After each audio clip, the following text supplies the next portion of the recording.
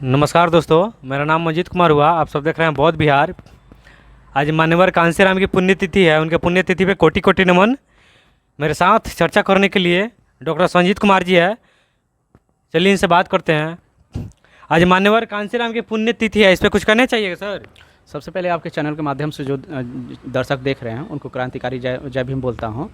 आज मान्यवर कांसीराम मिशन और मूवमेंट जो है कि बहुजनों को जो है कि बढ़ा है, उनका विचारधारा क्या थी? सबसे पहले आज जो मान्यवर साहब की पुण्यतिथि है उस पर मैं कोटि कोटि नमन करता हूँ।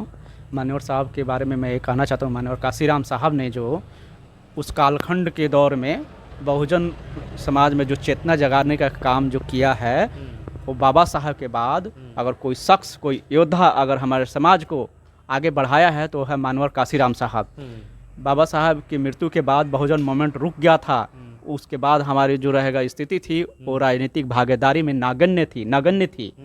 तो उस नगण्य स्थिति को उन्होंने जो रहेगा उस ऊंचाई पे पहुंचा दिया, जिसके बाद आज हमारे समाज का लोग जो रहेगा राजनीति में आ रहे हैं और सीएम, विधायक, एमपी, एमएलए, मंत्री बन रहे हैं।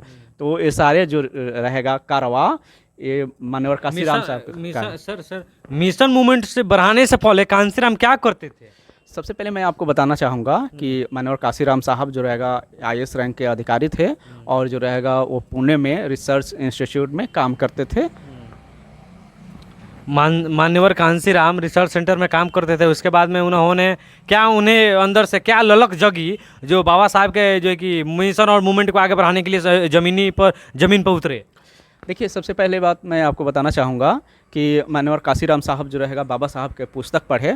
पुस्तक पढ़ने के बाद उनको लगा कि हमारा समाज का स्थिति जो रहेगा बहुत ही अंधकारमय है और इस मोमेंट को कोई चला नहीं रहा है, जिससे हमारे समाज का उत्थान हो नहीं पा रहा है। तो बाबा साहब की पुस्तक पढ़ने के बाद, किताब पढ़ने के बाद उनके अंदर ऐसा एक जो रहेगा ललक जगा, ऐसा उनके अंदर एक जो रहेगा उत्तेजना जगी, जिससे जो रहेगा उन्होंने समाज में इस मोमेंट को चलाने के लिए DS4 की स्थापना की और DS4 के माध्यम से पूरे देश में उन्होंने भ्रमण किया। साइकिल से भ्रमण करके हमारे देश के जो लोग थे, हमारे देश में जो हमारे समाज के जो लोग थे, SC/ST वर्ग के जो लोग थे, बहुजन समाज के जो लोग थे, माइनॉरिटी वर्ग के जो लोग थे, उनके अंदर एक चेतना पैदा किया कि तुम भी जो रहेगा हुक्मरान बन सकते हो, तुम जो रहेगा शोषित नहीं हो, तुम भी शासक हो जी, और तुम भी शासन कर सकते हो, तुम भी राजा बन सकते हो, तुम भी हुक्मरान बन सकते हो।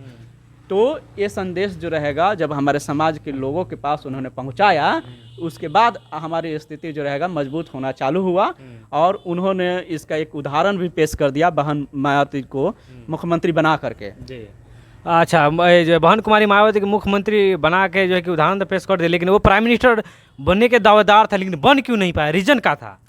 सबसे पहले मैं आपको बता दूं कि मान्यवर कांसीराम साहब जो मूवमेंट चलाए थे और उन्होंने युवाओं को जोड़ा था, उस युवाओं को जोड़ने के बाद उन्होंने समाज में एक चेतना पैदा किया था कि जो रहेगा जिसकी जितनी संख्या भारी उसकी उतनी हिस्सेदारी। समझ रहे हैं ना? तो प्रधानमंत्री रही की बात बनने की बात रही, तो उन्होंने प्रधानमंत्री नहीं बन पाए कि चूंकि जो रहेगा बहुजन समाज पार्टी की जो उन्होंने स्थापना की थी, तो बहुजन समाज पार्टी का जो रहेगा उतना सांसद नहीं पहुंच पाया था। अभी हमारा बहुजन मूवमेंट जो रहेगा उभर रहा था और जो भी लोग जो भी सहयोगी थी बहुजन समाज की जो लीडरशिप वाली पार्टी थी, वो जो रहेगा इस बात को कैच नहीं कर पाया कि हमारा जो रहेगा समाज का भी प्रधानमंत्री अगर बनेगा तो हमारे समाज का, वो OBC वर्ग का, SC/ST वर्ग का, माइनॉरिटी वर्ग का उत्थान जो रहेगा बहुत होगा। तो ये बात जो रहेगा नहीं समझ पाई हमारी बहुजन समाज की पार्टी के जो नेता थे। बाबा साहब ने बोले थे कि हमारे ही समाज ने जो है कि धोखा दिया है। देखिए, लेकिन ये बात मान्यवर कांसीराम जी के यहाँ आकर के वो सच हो गई। मैं आपको बताना चाहूँगा, इस बात को जो रहेगा मान्यवर कांसीराम बहुत अच्छी तरह से समझ रहे थे, तभी उन्होंने जो रहेगा एक नारा और दिया था, शिक्षित बनो, संघर्ष करो, संगठित रहो।